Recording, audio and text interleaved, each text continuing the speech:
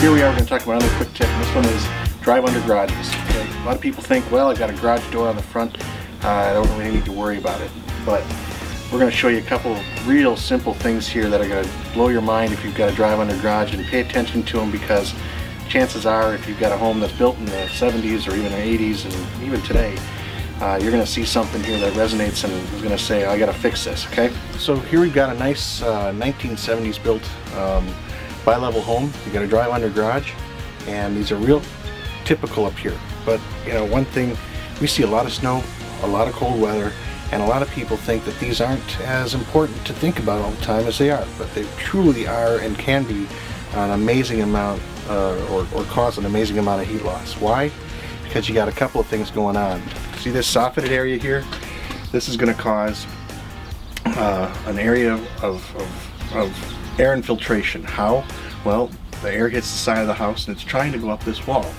What do you have above it? A conditioned space, probably a couple of bedrooms. And what we find is that as the heat gets pulled away from that area because it's coming out to the cold, hot goes to cold, we've talked about it before, you know, those floors are cold. So what do we need to do? We need to address this area perhaps. Maybe a little bit of closed cell spray foam up in here. This quick tip is going to take you all over with spray foam, and it can actually take you into retro foam too if you want to go that far. But these are just areas that I want you to really pay attention to if you happen to have a drive under garage. So let's take a look inside this garage, because there's a couple things I want to point out, and it goes a lot further than just energy conservation, okay?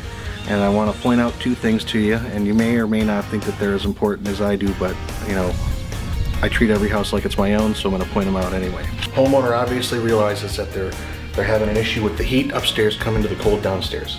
Why? Because they went ahead and finished this off the way that they did. There are some plumbing up in here, and I know that there's a couple things that they were concerned about in that respect. They've got a nice hot dog heater in here, which is an amazing way to keep a garage nice and warm.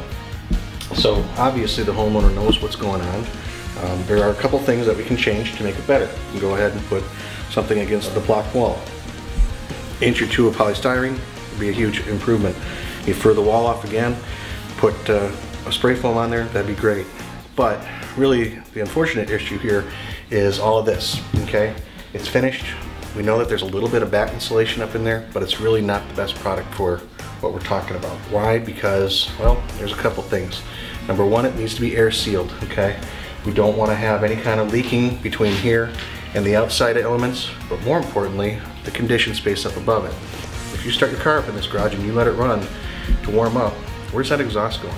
Now, these people that own this house, I know them, they're smart, they don't do that. But a lot of people don't think about this, and it's something that I really find that needs to be brought up, so it's part of the quick tip that I don't want you to forget. But the ideal situation, expose this ceiling space, get rid of the open cell product that's up there, a couple inches of spray foam, air sealed.